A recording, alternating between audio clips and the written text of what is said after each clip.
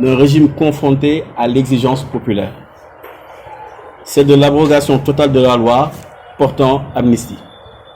Mais au lieu de répondre à cette demande légitime, il tente de la contourner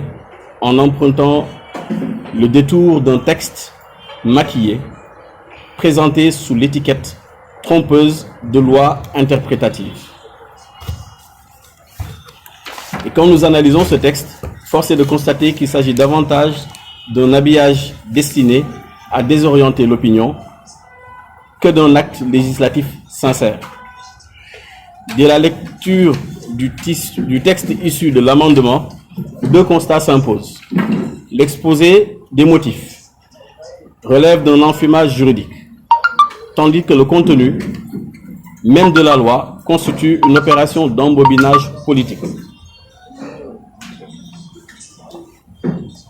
L'objectif est clair, maquiller un renoncement à l'abrogation promise en prétendant clarifier ce qui en réalité était déjà clair. Et pourtant, il existe une voie responsable. Le pouvoir peut tout à fait initier une abrogation solide, juridiquement fondée, avec une portée rétroactive assumée. Une telle abrogation bien pensée permettrait enfin que la lumière soit totalement faite dans la vérité comme dans la justice. Avant d'entrer dans les détails, interrogeons-nous d'abord sur l'architecture même du texte, car toute loi, pour être comprise, commence par un exposé des motifs. Or ici, cet exposé se révèle confus, verbeux, inutilement chargé de références étrangères, sans effet contraignant. Ici, des jurisprudences françaises et béninoises pour expliquer le contexte de loi interprétative. Mais qu'apportent ces références à notre ordre juridique national? Absolument rien. Pourquoi ne pas avoir évoqué les juridictions compétentes,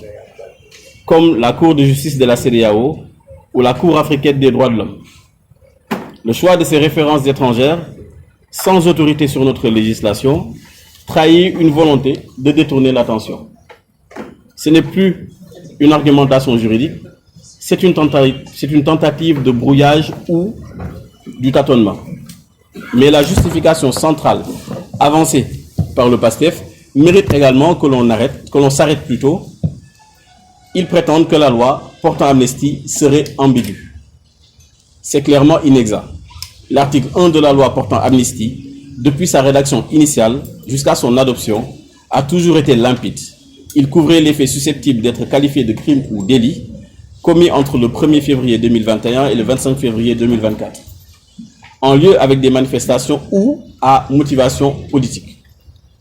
Ce texte a été compris, appliqué et n'a jamais suscité de controverses sérieuses. Le ministre de la Justice à l'époque, elle-même l'a affirmé sans détour lors des débats parlementaires. Oui, tous les faits, y compris les crimes de sang, sont concernés. Donc je cite, oui, tous les faits, y compris les crimes de sang, sont concernés. Cet échange officiel suffit à lever toute prétendue ambiguïté. Mais paradoxalement, c'est au nom de cette fausse ambiguïté que le PASTEF propose aujourd'hui un texte qui, loin d'éclaircir la loi, vient la compliquer.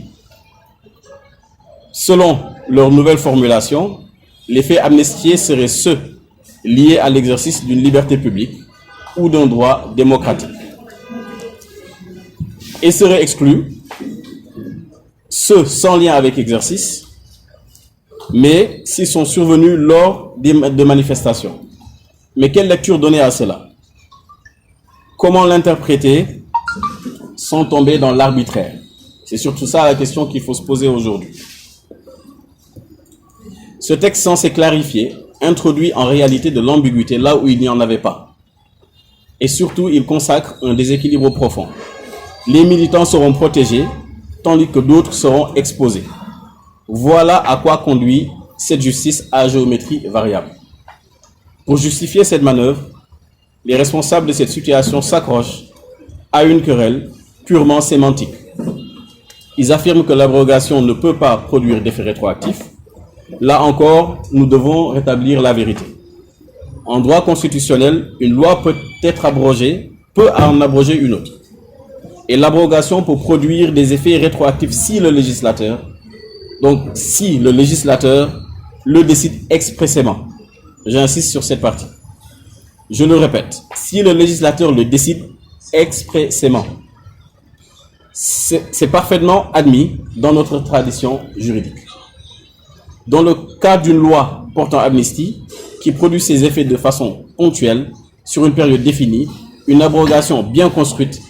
claire dans sa formulation, peut parfaitement rétablir le droit commun pour toute la période concernée. Le régime a donc la possibilité, s'il le souhaite vraiment, de formuler une abrogation à la hauteur du moment historique, avec une marge juridique suffisante pour en garantir la portée rétroactive afin que la lumière soit faite dans son entièreté. Et pendant que l'on discute des textes et des formulations, une question essentielle demeure: où sont les droits des victimes? On entend parler des amnistiés, de leur statut, de leur protection, mais les familles endeuillées, les blessés, les commerces ruinés, les citoyens traumatisés, eux, ont-ils disparu du radar de l'état de droit? Donc je répète, les familles endeuillées, les blessés,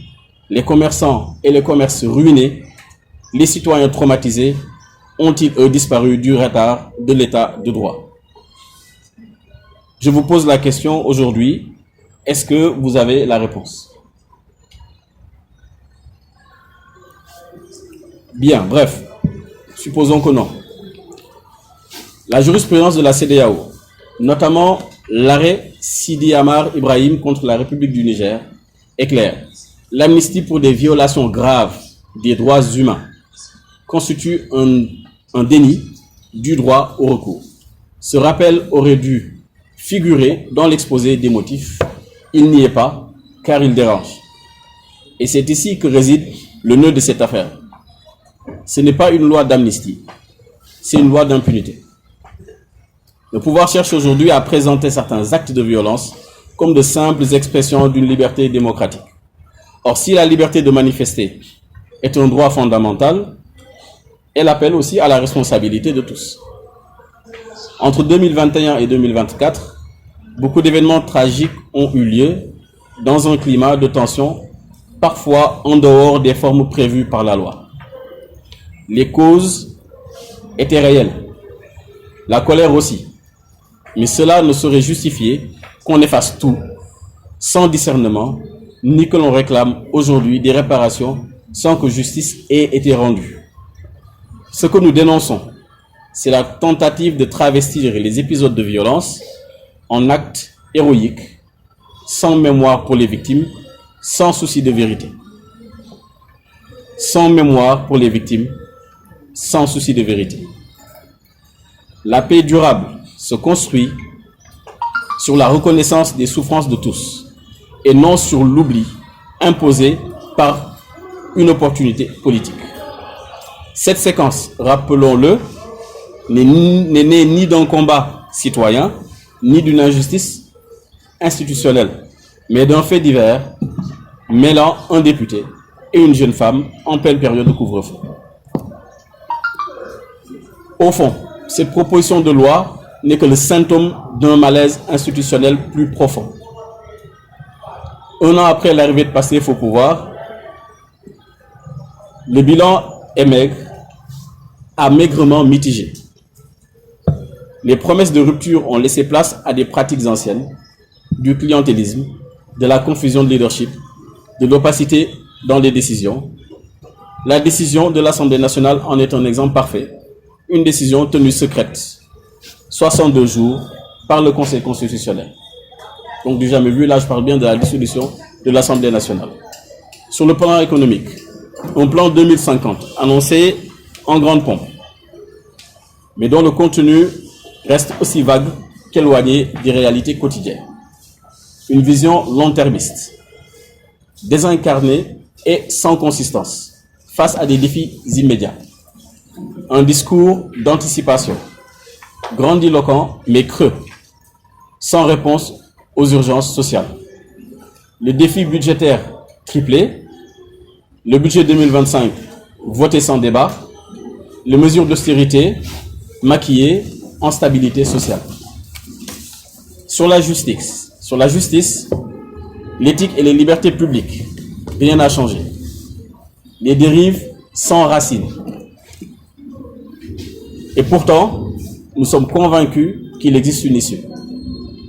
Un chemin possible, raisonnable et républicain. Le pouvoir peut et doit concevoir une abrogation à la hauteur de l'exigence morale du moment.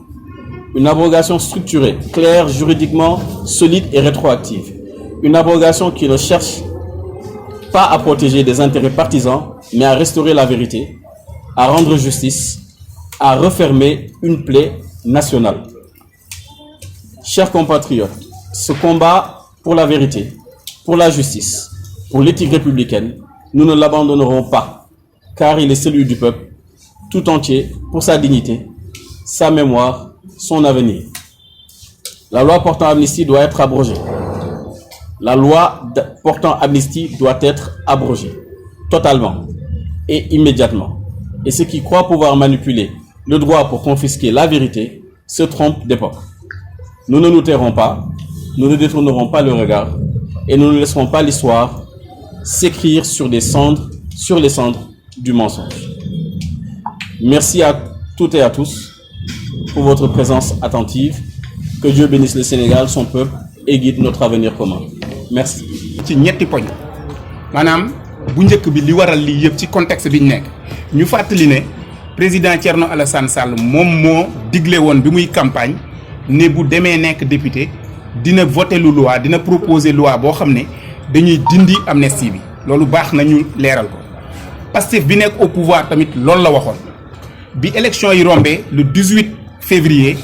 Thierno Alassane Sall ne gor ca wax ja dem déposer loi. waaye foofu noonu dañ ciy taxaw tuuti parce que dañ déposer loi rek nga gis Pastef jug Amadou Ba bii déposer loi wu tey moom moo jëkk jug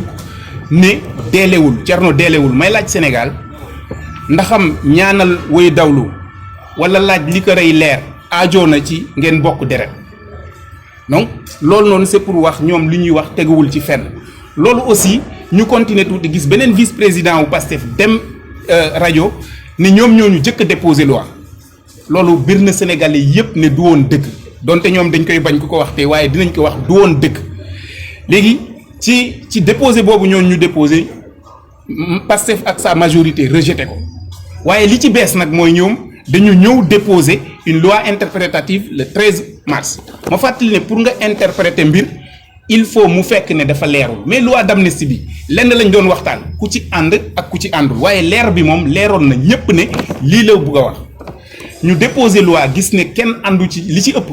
askan bi affaire bi jur coow ñu ñëwaat le 21 defaat interprétation bi li may tuddee dérivé second ci mathématique boobu noonu nag moom moo ñu fi indi tey bu ngeen seetloo interprétation bi Pastef da ci wax ci exposé des motifs mooy ceslaayu loi bi ci lan la sës mu dem jëli ay loi France dem jëli Bénin France surtout ci nga xam ne waxam yépp moo nekkoon ni na France dégage France jotul leçon waruñ jot leçon ci moom loi yooyu ñu dem convoqué ci amul autorité maanaam du suñu kilifa te ñu bàyyi fi CEDEAO bi nga xam ne génnee na décision bu leeral ne amnistie ci ay faits yu grave yi nii du yoon si ma ko misaalee rek mooy dafa mel ni ngay jullit ñun la li nga def daganul nga dem tibb ci tooraa ba pour ne li may def si nii dagan na parce que bind nañ ko sangam ci tooraa bi lépp xam nañ ne loolu ça tient pas la route et c'est pas sincère donc loolu noonu moom moo nekk li nga xam ne moom lañ mun a askanalee Pastef waaye boo weesoo exposé des motifs boobu noonu nga ñëw ci fond wu loi bi ñoom dañ ne dañuy interpréter article 1 loi bi te article boobu ñi ko fi bindoon ñoo ngi fi ñii nii di wax tey ñoo ngi woon assemblée Aïssata Tall Sall moo nekkoon ministre biñ ko laajee ndax am crime de sang yi di ci bokk dafa ne lépp a ci bokk kon leeroon na ci loolu nag la ñu sukkandiku ñoom pour am yéenewu dindi seeni ay nit ñu dugal ñaari yëf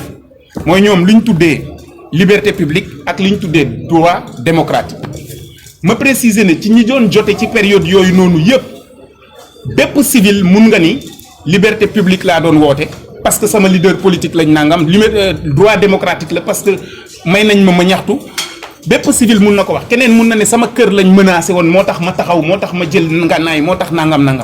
waaye le parrain pauvre ki nga xam ne munu ci àddu mooy policier bi mooy gendarme bi mooy militaire bi maanaam les FDS kenn ci ñoom mun ta wax ne mbiru liberté publique laa doon def wala droit démocratique nga gis ne képp koo xam ne ak népp noo ko mun tourner lépp lu ci génnee nitu Pastef génnee na ci bépp beneen civil parce que yéene bi nag nañ ko waxte dee mooy ñoom dañ bëgg seeni ay militants yi njortu ne xëy na am na lu ñu def wala ñoom seen biir nañ fexe génn ci waaye lépp lu génnee képp ku bokk Pastef ci mbir mi génnee nga ci bépp beneen civil léegi ñun ñuy laajte ndaxam dañu war a jël rek wuy takk der yi saraxe leen nii te ki nga xam ne dafa sànni cocktail molotov mu rey ay nit kooku ñu ne ko non da nga doon démocratie mun nga dem ki nga xam ne dañ dafa yàq kër ñu ne mun nga dem démocratie la woon gis nañ fi nit ku tee fetel di fetel ci kaw Auchan ngeen jéggal ma bu dee publicité la loolu sénégalais yëpp gis nañ ko ñu ne kooku mun nañ wax ne démocratie la woon na dem yoonam waaye takk der bi doon défendre bu ci juumee ñu ne dañ ko àtte nit ki nga xam ne da ci ñàkk alalam kooku moom tamit ñu ne ko noo wéyal et ci loolu noonu ñu yëg ne sax am na ñu ci commencé indemniser et loolu c'est une information que bu may joxe nii les jeunes de la République des valeurs moo ngi nii porté nañ plainte pour wax ne ni ñu indemniser processus bi ñu jaar pour indemniser ñi ñu indemniser du yoon deniers publics yoo nga xam ne ay nit ak booloo partagé ko ci nu mu leen neexee donc loolu noonu moom moo nekk li nga xam ne mooy le contenu de la loi d'interprétation maanaam interprétation wu interprétation mu am nag ñaari yëf lu ñu ci laxas ne mënul rétroactif maanaam loi bi mënul wëññeeku ci ginnaaw wala abrogation ci boppam dafa poser problème may renvoyer Pastef le 1er mars 2024 askanu Sénégal gi yëpp gisoon nañ fi benn manifeste bu 222 universitaires bindoon ci parmi ñooñu dañ ne woon amoon na ay professeurs agrégés en droit am ay professeurs titulaires de chaire ñooñu dañ ne woon loi d'amnistie abrogage loi bi donte def nañ ko war nañ ko mun a abroger ñooñu noonu xanaa seen xam-xam dafa tekkeetul dara ñi ko doon wax Pastef ci jëm boppam mi ko doon wax président waxoon na ko bi muy def Caaroy 44 bi ne mënuñu di saytu loo xam ne ay fukki at ci ginnaaw la am te bàyyi loo xam ne dafa sës ci ñun fii nii donc loolu tamit won na ne lu mun a nekk la waaye nag affaire bi umpul kenn képp ku wax sa aqulaa taala xam nga ne li régime bi di mébét mooy fexe làq seeni ay nit yoo xam ne njort nañ ne am na lu ñu def pour dóorlu yeneen nit ñun nag dañ ne naam askan bu bokk war nañuy jéggalante mais na fekk mu lalu ci dëgg nañ éliminer loi bi atte njortuñ ne diwa def wala diwul nañ atte bu bëree ñëpp ne nag atte nañ ñu mun a baalante bu dee dañ koy baalante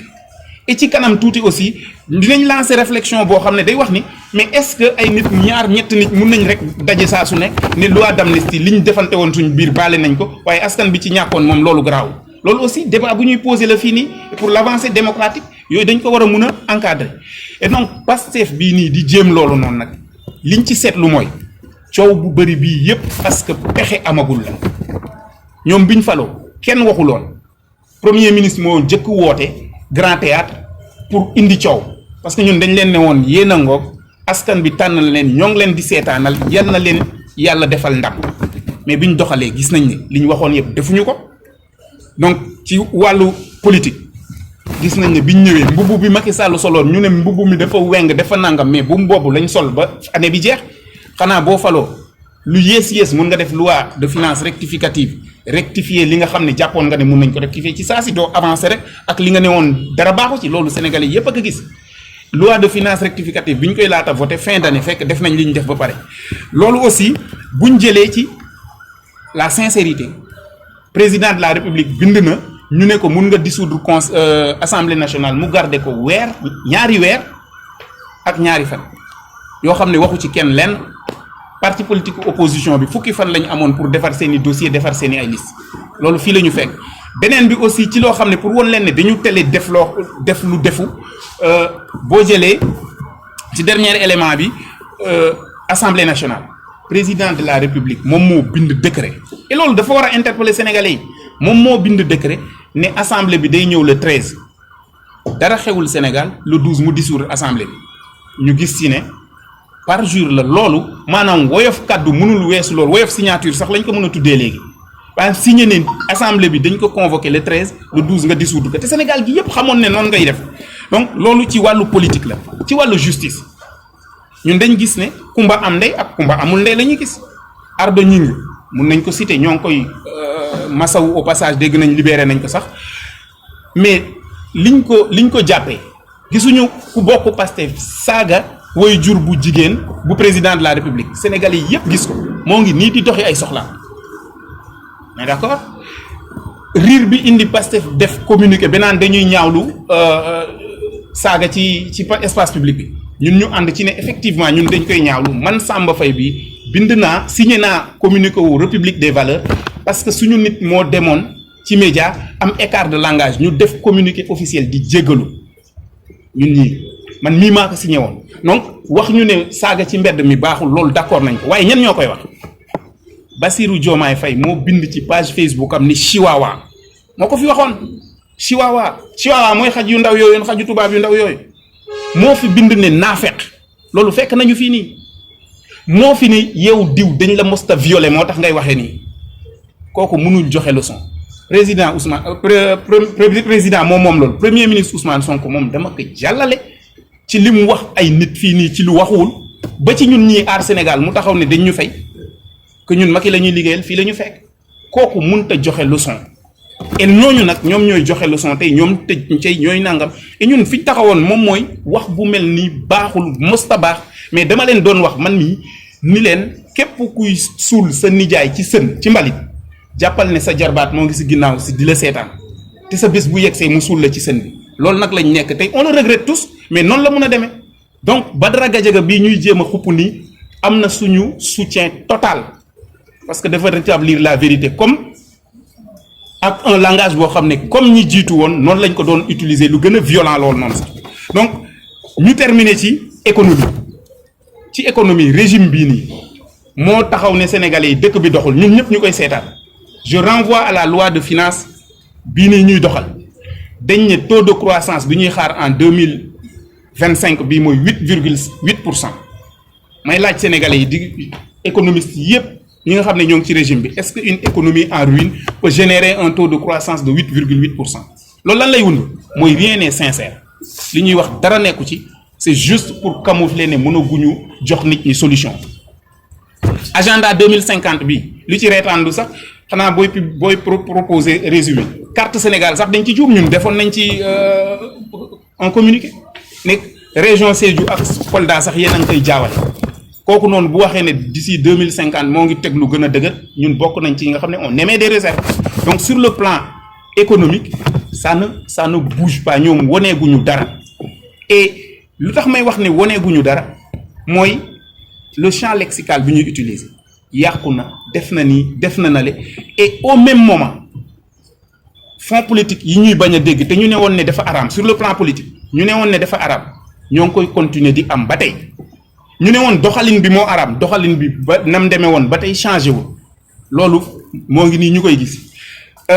bourse d'accompagnement yi ñuy wax étudiants yi surtout toujours au plan politique mooy ku am master ñu jox la bourse le temps sa séquence su chômage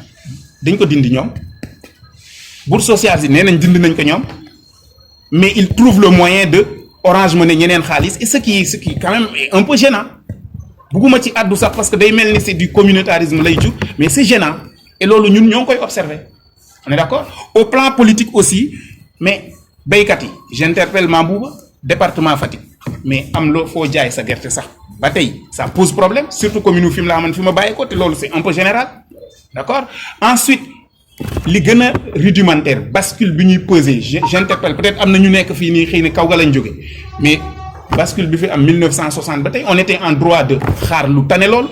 boo demee peser bi sax yow munoo xam ñaata nga am waa ji moo xam mooy pousse mooy nangam yow munoo ci lire dara donc en résumé lii lañ ñëwoon dinañ ko eggee askan bi dine ñun République des valeurs bu Thierno Alassane Sall